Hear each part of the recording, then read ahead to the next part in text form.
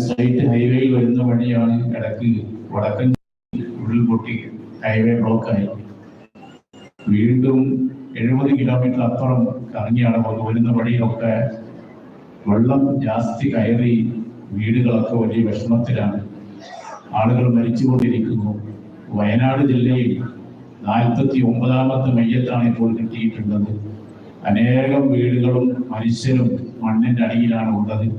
നിങ്ങളൊക്കെ ദുആ ചെയ്യണം. ഇവിടെ വന്നപ്പോൾ നല്ല കടുത്ത വേനലാണ്.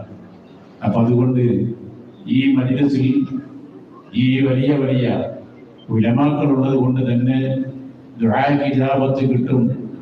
എന്റെ നാടിന് വേണ്ടി ദുആക്കാൻ അല്ലാഹു എനിക്ക് നൽകിയ ഒരു മജ്‌ലിസാണ്.